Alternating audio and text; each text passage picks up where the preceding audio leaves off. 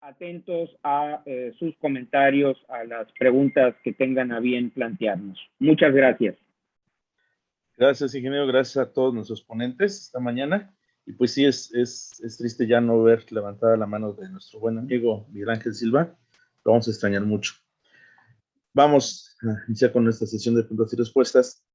Vamos primero con Ivette Rodríguez, Ivette de Grupo Expansión. Por favor, ¿nos escuchas, Ivette? Sí, ¿me escuchan ustedes? Perfectamente, adelante. Gracias. Bueno, buenos días a todos.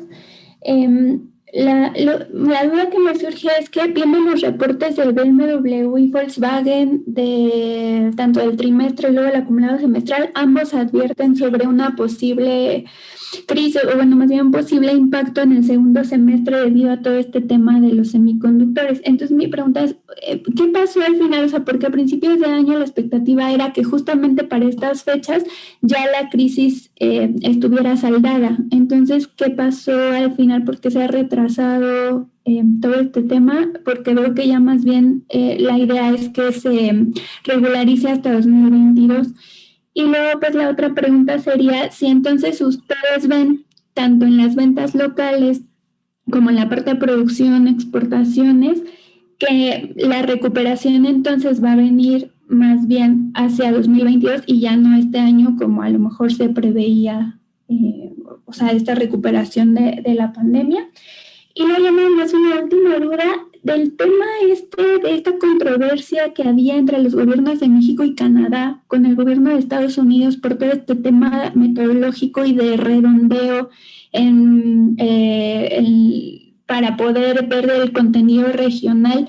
Al final, ¿cómo va esa discusión? O sea, ¿va a quedar la postura de México y Canadá o creen ustedes que quede la de Estados Unidos? Muchas gracias. Gracias, Ivette. Buenos días.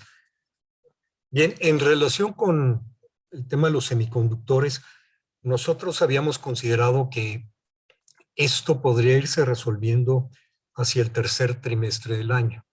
Esto es entre los meses de agosto, septiembre y octubre. Sin embargo, lo que se ha estado observando es que el problema se ha venido complicando por esta tercera ola del COVID-19 y que ha seguido incidiendo en una creciente demanda de semiconductores de distintos sectores adicionales a la automotriz. Esto pues ha llevado a que la solución pues se vaya retrasando un poco. Entonces, seguimos pensando en que pudiera, como ya lo comentaba Alberto Bustamante, podría irse resolviendo hacia finales del año. Necesitamos ver cómo se comporta en los siguientes meses esta proveeduría. Estimamos que esto podría pues tener un efecto tanto en producción como en exportaciones y que pudiéramos estar hablando de volúmenes quizás similares a los del año pasado y la reactivación, en realidad nosotros veíamos una reactivación este año con tendencia a la recuperación hacia 2022-2023, lo que pareciera que pues va a tener algún rezago dependiendo de cómo avance el tema. Pero también lo que comentaba yo anteriormente es que los meses previos habíamos tenido un impacto diverso, habíamos podido compensar tanto producción como exportación de aquellos que no tenían un efecto por el desabasto con quienes sí lo tenían. Esto ya no sucedió durante el mes de julio, pero habrá que ver cómo están los programas de los próximos meses en cuanto a entregas y posible recuperación de ritmos de producción y con esto pues de exportación. Con respecto a la segunda pregunta del diferendo con Estados Unidos, con USTR en particular, en cuanto a la regla de origen, el tema está todavía en la mesa, no hemos avanzado, estamos pendientes de reunirnos con la Secretaría de Economía para pues definir cuáles son los siguientes pasos. Por el momento todavía no hay claridad en qué sigue. Perdón, nada más hay una duda. ¿Ustedes ya han visto cuál sería el impacto si al final queda una metodología más dura como es la que quiere Estados Unidos, donde no se permite el redondeo? O sea, ¿se encarecería la producción que se tiene en la región? Lo que sucedería es un impacto diverso, distinto, depende de cuál haya sido la estrategia de cada empresa. No es exactamente igual, aunque evidentemente lo que hace es que hace una regla mucho más difícil de cumplir y con esto pues habría que revisar los planes de cada una de las marcas en cómo dar cumplimiento a esta regla.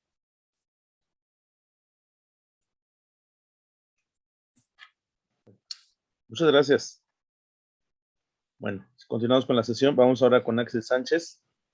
Axel, ¿te escuchamos? Hola.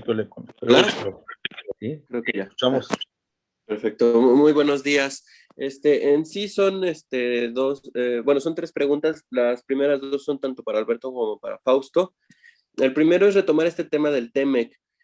¿También existe algún riesgo de que Estados Unidos eleve el arancel aplicado a los autos si no se llega a un acuerdo respecto a cómo cumplir la regla? Porque eso es lo que se ha mencionado, puesto que también dicen que no ha avanzado nada y que Estados Unidos está muy duro en aceptar o no el ser flexibles en el tema de respetar el 75%. Y lo segundo es más para Alberto. Entiendo que se aceleró, o así lo interpreto con las cifras que presentaste de los números de autos que se han dejado de producir por la falta de semiconductores. Se aceleró en julio respecto a junio y mayo. No sé qué es lo que están previendo ustedes para los siguientes meses, cuando según esto había una promesa por parte de los productores de semiconductores de acelerar la producción. O sea, como que se ve que no se ha cumplido con esto. Entonces, no sé cuál es la percepción que ustedes tienen dentro de la INA. Y la tercera es para Guillermo Rosales.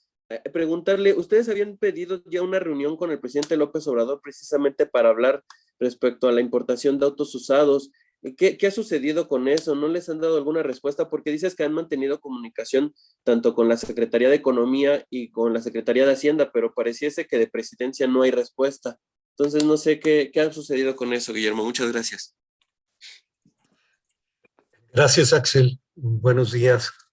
En relación con esta posibilidad de un incremento de aranceles, la verdad es que no lo vemos muy viable. Esto implicaría que el gobierno de Estados Unidos estaría yendo contra las reglas de la OMC, lo cual no parece viable en la administración de Joe Biden. Es decir, el arancel consolidado para vehículos ligeros que tiene registrado Estados Unidos en la OMC es 2.5%.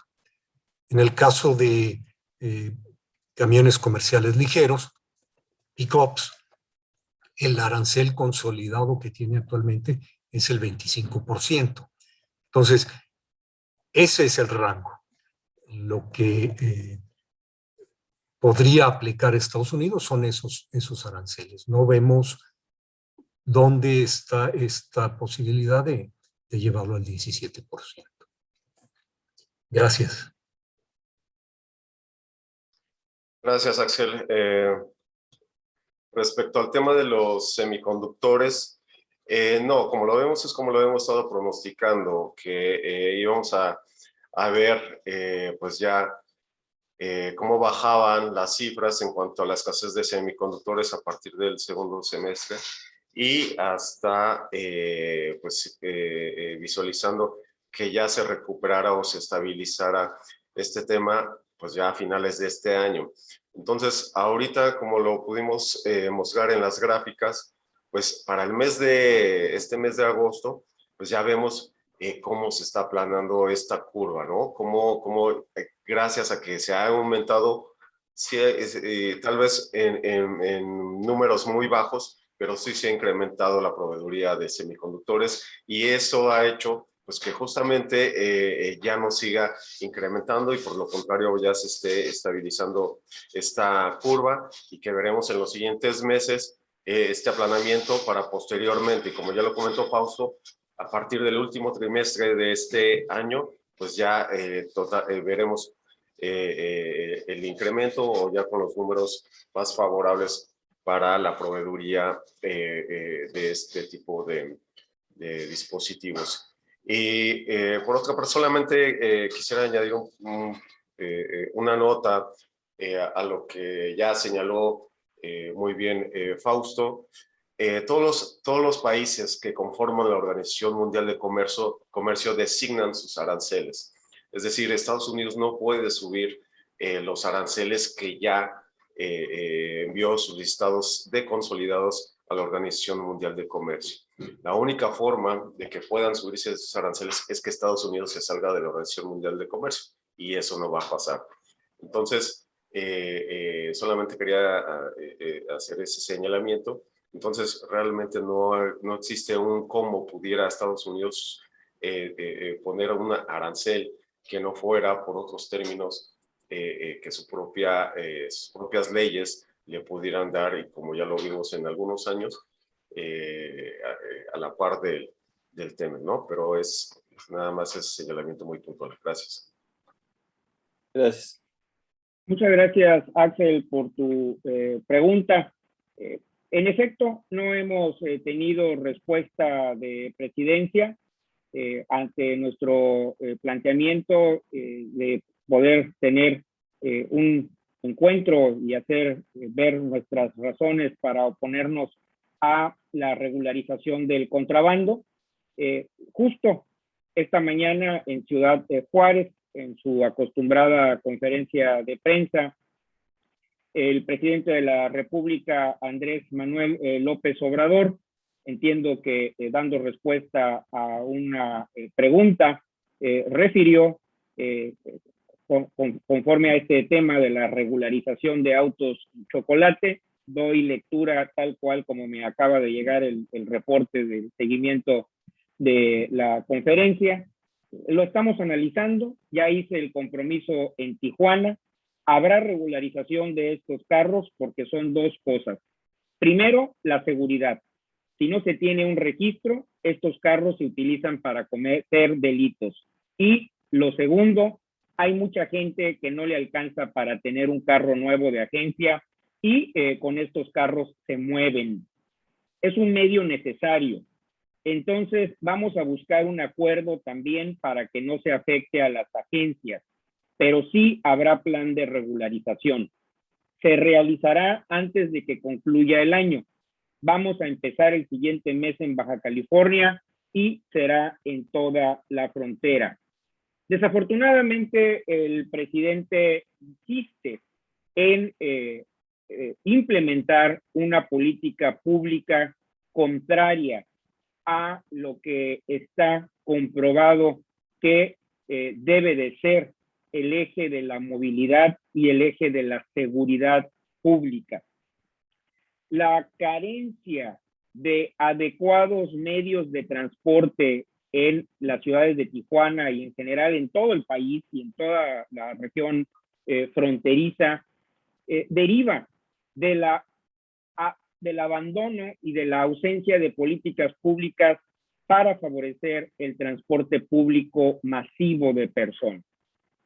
Es increíble que transcurridos tantos decenios y ante la pujanza económica, por ejemplo, de Tijuana, se siga contando con un sistema de transporte público inconexo, desordenado, fincado la mayor parte de las veces en autobuses chatarra, contaminantes, vanes igualmente importadas de desecho desde Estados Unidos, muchas de ellas también ilegales, que no han llevado durante todo este tiempo a la presentación de un plan de infraestructura que resuelva de fondo el problema de la movilidad. Pretender resolver las carencias de movilidad con el uso del transporte privado, eso no tiene vigencia en ningún país del mundo, mucho menos hacerlo con transporte privado que procede del desecho del país vecino. Ustedes tuvieron el año 2019, el año pasado, acceso a un reporte publicado por la Organización de Naciones Unidas, en las cuales se refiere la problemática a nivel mundial de esta transferencia de basura automotriz de los países desarrollados hacia los países con instituciones laxas que permiten la llegada a sus territorios de la basura automotriz. Ese estudio en el cual se determinan los impactos en materia ambiental, en el costo que también provoca el manejo de los desechos de producto de los vehículos en abandono, más la afectación a la seguridad de los conductores, de los usuarios de estos vehículos, más los que son personas que se topan con ellos, es muy claro en referir la responsabilidad, la corresponsabilidad de los países exportadores de basura automotriz. Es el espacio para que desde la Cancillería, desde la Presidencia, se haga un planteamiento al gobierno de Estados Unidos similar al que la semana pasada se dio a conocer mediante un juicio entablado por el gobierno de México en contra de los exportadores de armas, favoreciendo a las bandas criminales que causan perjuicio a México. Estamos hablando de un caso similar, y lo digo con todo conocimiento y responsabilidad.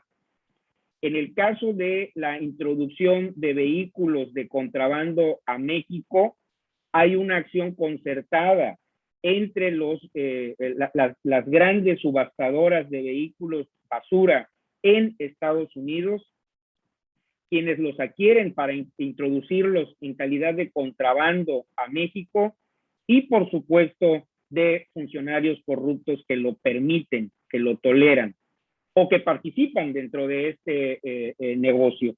Y esto también va en contra de los elementos que refiere el presidente de la República para justificar su pretensión de regularizar el contrabando, la seguridad. Los vehículos de contrabando no son utilizados para cometer delitos porque en sí mismos tengan esa capacidad. Son utilizados para cometer delitos porque hay un marco gubernamental incapaz de prevenir y de combatir el delito. La utilización de los vehículos de contrabando son en sí mismo un delito, más allá de que se usen o no para la comisión de otro tipo de delitos. Y quienes se benefician de este negocio son bandas criminales. Ahí están las manifestaciones públicas hechas por el titular de la Unidad de Inteligencia Financiera, Santiago Nieto, donde así los califica. Por ende, el que se pretenda regularizar la calidad de contrabando que en este momento tienen dichos vehículos, directamente representa un beneficio para estas bandas criminales que están incrementando su negocio, como lo referí en el espacio anterior, con la introducción de cada vez un número mayor de vehículos de contrabando a la frontera, los cuales, como hoy lo ratifica el presidente, serán sujeto de un beneficio que su gobierno manifiesta la disposición para otorgarles. Por el bien de todos, no a la legalización del contrabando. Muchas gracias, Axel. Si me permites, Memo, un comentario. Adelante, José. Un comentario sobre este mismo tema. Nosotros coincidimos con lo que acaba de manifestar Guillermo Rosales, en representación de AMDA, respecto a la posible regularización de los vehículos ilegales que han sido internados ilegalmente al país. Esto sería legalizar lo ilegal. Nos parece que hay la forma de importar vehículos usados al país, que es el decreto que ha sido prorrogado, cuya vigencia ha sido prorrogada hasta el 2024, y esa es la vía. Es decir, no necesitamos esquemas de regularización distintos cuando ya hay un procedimiento que permite la importación de este tipo de vehículos. Por lo tanto, pues coincidimos con la postura de la Asociación Mexicana de Distribuidores de Automotores. Gracias. Muchas gracias a los tres. Gracias a todos. Continuamos con la sesión. Vámonos ahora con Nancy Valderas, por favor. Hola, muy buen día. Muchas Buenos días. gracias. Bienvenida. Gracias, Miguel. Bueno, mi primera duda es, en la conferencia de junio pasado, el pronóstico era que el pico de afectaciones por escasez de semiconductores llegaría en junio. Pues ya vimos que se aplazó. ¿Esto quiere decir que hay riesgos?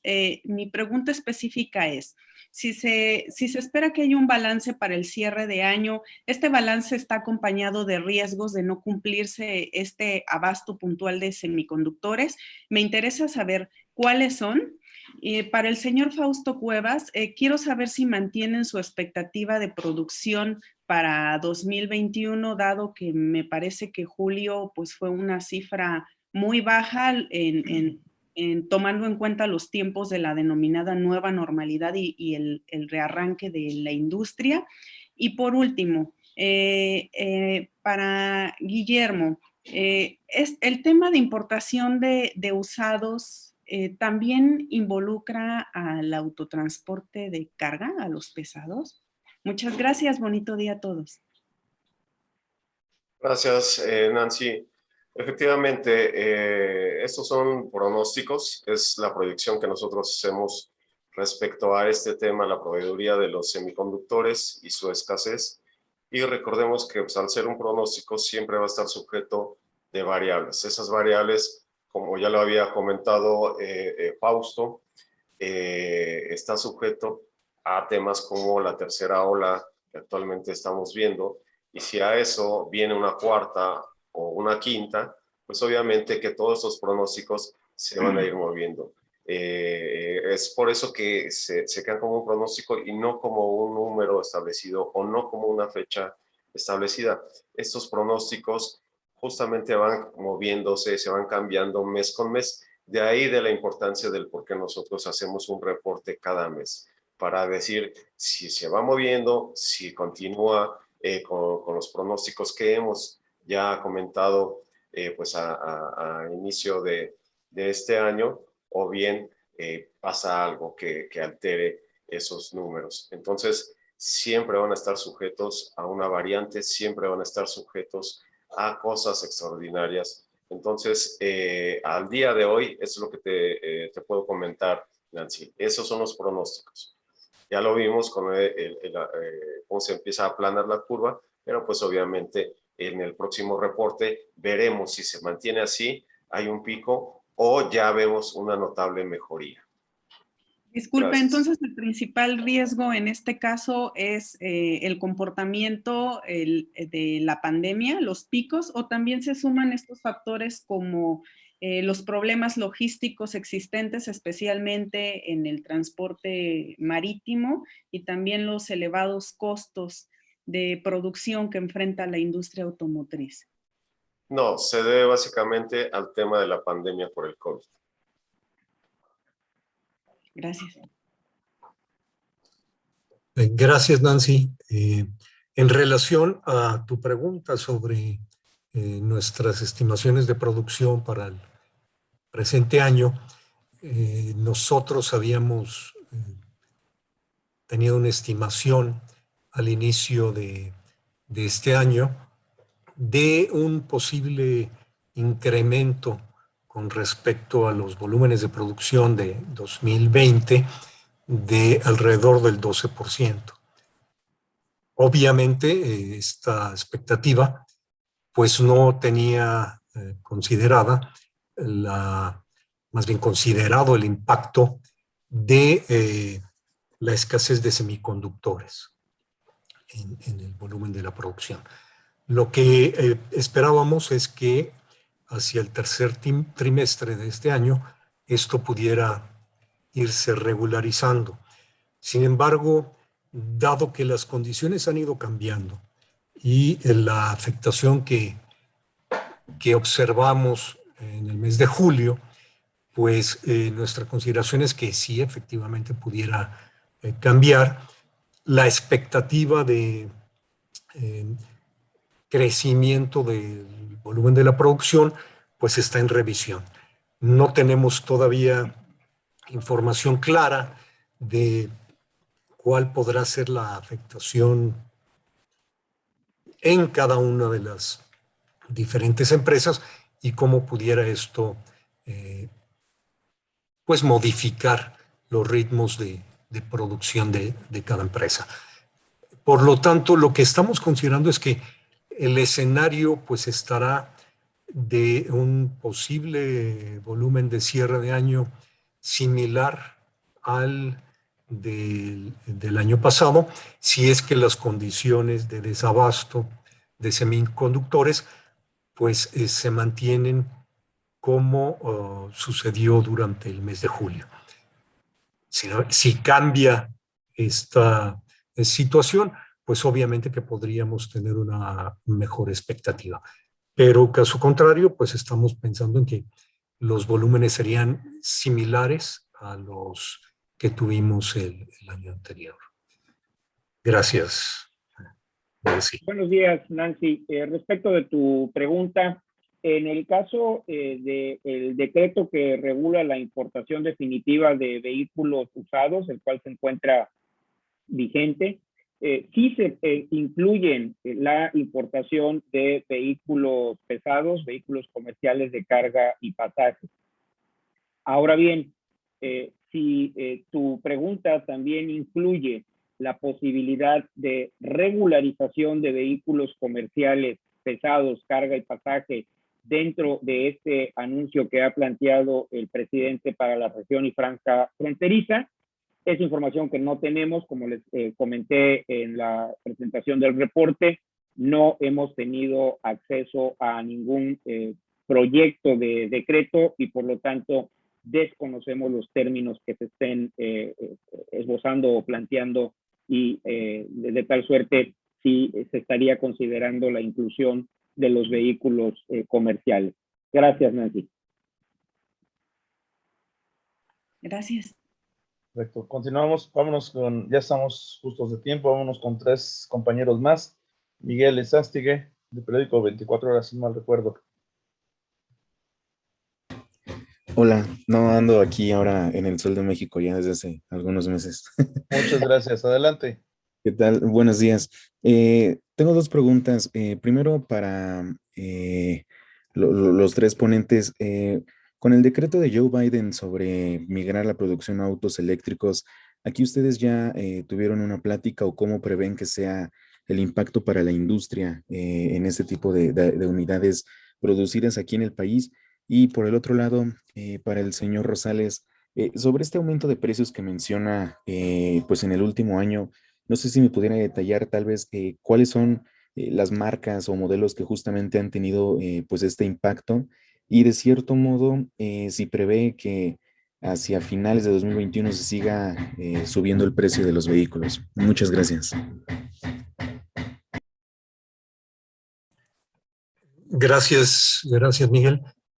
Bueno, el anuncio de Joe Biden es un anuncio relativamente reciente, se dio apenas la semana pasada, y lo que tenemos es que esto, pues de alguna forma, ya debe estar considerado dentro de las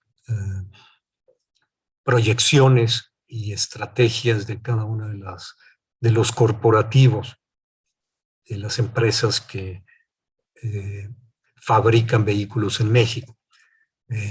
Ya hay cuando menos 2 empresas que están fabricando o que han hecho anuncios de fabricación de vehículos eléctricos en nuestro país.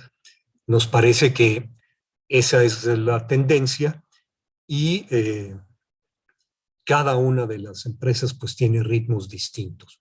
Aquí estamos hablando de que el anuncio de Joe Biden pretende que hacia el 2030, bueno, el 50% de los vehículos que se fabrican, cuando menos en Estados Unidos, pues sean eléctricos. Lo que nosotros estaríamos buscando es que la fabricación de este tipo de unidades y de los componentes que se requieren para su fabricación no sea solo en Estados Unidos, sino que contemple a la región de América del Norte, tal y como lo negociamos en el TEMEC. Esa sería nuestra intención. Gracias, Miguel. Gracias, Miguel. Yo solamente abonaría al comentario de Fausto. En el caso del sector de autopartes mexicano, pues estas fábricas o estas nuevas tecnologías que se vayan a implementar, ya sea en Estados Unidos, en propio México, que así es como lo quisiéramos, o incluso en Canadá, pues nosotros vamos a hacer llegar esas autopartes a Canadá, a Estados Unidos o aquí en México. Entonces, ese es el punto de vista del sector de autopartes y que pues obviamente esperamos que principalmente esos proyectos se vengan hacia México y no a otras latitudes. Sin embargo, acabo de darte el punto de vista de la industria de autopartes. Gracias, Miguel. Buenos días, Miguel.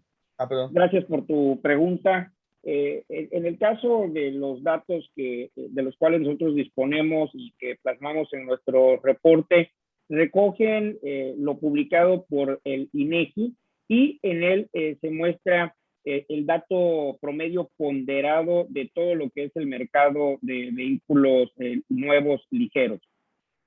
No tenemos el análisis segmento por segmento, modelo por modelo, y únicamente lo mostramos con fines de una tendencia y con efectos de este análisis. Por lo tanto, no te podría proporcionar la información que refieres en cuanto a los principales vehículos que han tenido, o más dicho, los mayores incrementos a nivel de vehículo. Lo referí, nuestra expectativa es que hacia los últimos meses de este año, el ajuste de los precios, el incremento de los precios de los vehículos pueda ir disminuyendo respecto de lo que hemos visto hasta el mes de julio. Esto en vinculación con lo que mis amigos, tanto Alberto como Fausto, han analizado con amplitud en lo que toca a la producción, sobre todo a este equilibrio en la producción de semiconductores, los otros componentes también que están teniendo incrementos de precios, y que con ello podamos volver a cierta normalidad, cierto equilibrio entre la oferta y la demanda hacia el arranque del próximo año. Entonces, esa es nuestra expectativa. Sí seguirán incrementando los precios de los vehículos. Esperamos que lo hagan a una menor tasa que lo que se ha observado hasta el mes de julio. Gracias, Miguel. Bien, continuamos con dos compañeros. Lourdes Sierra, ¿nos escuchas? Sí, los escucho bien. Nada más para concretar, es con respecto a los precios, Guillermo. Guillermo, ¿ustedes han planteado o consideran que es importante que la tasa de referencia ya no, más bien registre un incremento para precisamente tener un control en la inflación y que no continúen los impactos en los precios de los autos? Esto por parte del Banco de México. No, de ninguna forma. Nosotros somos muy respetuosos y además coincidimos en la conveniencia de la plena autonomía del Banco de México, la implementación de las medidas que están a su alcance y que la Junta de Gobierno tenga a bien instrumentar. Esto considero que ha sido una ventaja que tiene la economía mexicana desde la implementación de la autonomía del Banco de México, y de ninguna forma estaríamos en favor de ningún establecimiento de controles, digamos que verticales o que no estén sustentados en las metodologías que implementa el Banco Central. Gracias, Lourdes. Gracias a ti. Ok, vámonos con Antonio Toledo. Hola, ¿qué tal? Muy buenos días. Antonio Toledo de la revista Automotores. Agradezco mucho los comentarios que tienen hacia Miguel Ángel Silva y hacia su familia. La pregunta es la siguiente. Dado el acontecimiento que vemos del incremento de vehículos usados entrando al país, ¿tienen ya alguna proyección de a cuánto podría ascender a final de año y cuánto podría ser el impacto? Y la segunda pregunta sería, si tienen dividido por segmento de vehículos ligeros y vehículos de carga y pasaje, la afectación que están teniendo los sectores en la manufactura por la falta de semiconductores. Gracias. Gracias, Antonio. Dependerá el nivel de afectación de los términos en los cuales en su caso se emita el decreto de regularización al que se ha referido el presidente Andrés Manuel López Obrador, que está dispuesto a implementar. Como no conocemos cuáles son los términos, el rango de afectación puede ser muy amplio. Y esto va desde la cobertura, el impacto geográfico de la regularización. Es muy distinto si se circunscribe a Baja California, como originalmente lo había ofertado, o como lo ha referido en menciones posteriores a la franja fronteriza, o si haciéndose eco de las demandas de algunos gobernadores, se extiende hacia todo el territorio nacional. Igualmente, el impacto tiene un rango muy amplio en función de los requisitos que se establezcan para llevar a cabo la regularización. Entre más laxo sea el decreto, en el que, por ejemplo, lleguemos a extremos como los que se registraron en el pasado, en el que había que presentarse con el vehículo para obtener la regularización sin tener que acreditar, por ejemplo, que el vehículo no contara con antecedentes de robo en Estados Unidos, o que el vehículo previamente estuviera sujeto a una verificación de emisiones contaminantes, por mencionar únicamente dos aspectos que consideramos son relevantes para disminuir la llegada de basura, además de lo que es a todas luces gravísimo, que permitamos la legalización de vehículos robados en Estados Unidos. Estos matices en los términos en los que se redacte y se publique el decreto hacen que la afectación pueda tener un rango de variación muy amplio. Por eso la importancia de que participemos, que seamos considerados por parte del gobierno federal en la preparación de este decreto de regularización en el que insiste desafortunadamente el presidente López Obrador. Ojalá que lo que ha reiterado el día de hoy en cuanto a que buscará disminuir la afectación a lo que él llama agencias, en este caso a las empresas distribuidoras y en general a toda la industria automotriz, tome visos de realidad mediante la implementación de un grupo de trabajo de alto nivel que hasta el momento no hemos sido tomados en cuenta, e incluso creo que también dentro del propio gobierno federal hay ausencia de participaciones importantes en esta decisión. Gracias, Antonio. Gracias, Antonio. Lo que respecta al reporte que hemos dado en cuanto a afectación de semiconductores, es exclusivo de vehículos ligeros. Aquí no van considerados los vehículos pesados, puesto que no se tiene un reporte como tal. Es lo que te puedo comentar. Pero en el caso de México, la afectación es alrededor de los 328,000 unidades en lo que refiere a México. Gracias. Muchas gracias. Si me permites, Memo, complementando lo que comenta Alberto, yo diría, los datos que tenemos nosotros, y como lo comentamos en la presentación, es que los vehículos que se han visto más afectados, en este caso, en lo que distinguimos nosotros como automóviles y camiones comerciales ligeros, en los que identificamos pick-ups y vehículos de uso múltiple, siendo los de mayor volumen de producción y exportación estos últimos, pues es ahí donde hemos identificado mayor impacto del desabasto de semiconductores en la producción y exportación de vehículos de uso múltiple. Gracias, Miguel. Ok, tenemos una pregunta de César Roy en el chat. Es para Fausto. Y ya sería lo último, con eso cerramos. Dice, han llegado observadores de Estados Unidos para recuento de votos en el Sindicato de Trabajadores en la planta de General Motors en Silao, Guanajuato. ¿Qué opina Mía de esta situación? Gracias, César.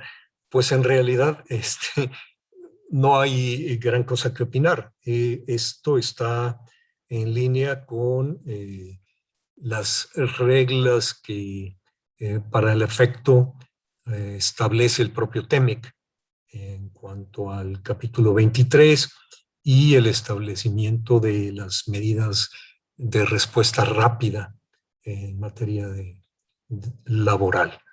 Entonces yo diría, bueno, no es sorpresa, así está contemplado, así está dispuesto en el propio tratado, y pues entiendo que este es un tema que tiene que ver específicamente con el sindicato de esta empresa, no es un tema genérico, y pues bueno, será de atención específica de ellos, donde también la participación de la empresa pues es simplemente como facilitador. La obligación de llevar a cabo este proceso y llevarlo adelante pues es del propio sindicato. Gracias, César. Concluimos la sesión, ingeniero Rosales. Muchas gracias, Miguel Ángel, para todos ustedes quienes nos hicieron el favor de seguir esta conferencia de prensa. Nuestro reconocimiento. Esperamos verlos en los siguientes eventos convocados por cada una de nuestras asociaciones. les reitero la invitación para el día de mañana, dar cobertura a la conferencia de prensa que está convocando tanto la ANPAC como la AMBA para conocer los resultados de lo que toca a los vehículos comerciales pesados, producción, exportación y por supuesto las ventas domésticas. Gracias a todos ustedes. Descanse en paz nuestro entrañable amigo Miguel Ángel Silva. Hasta pronto.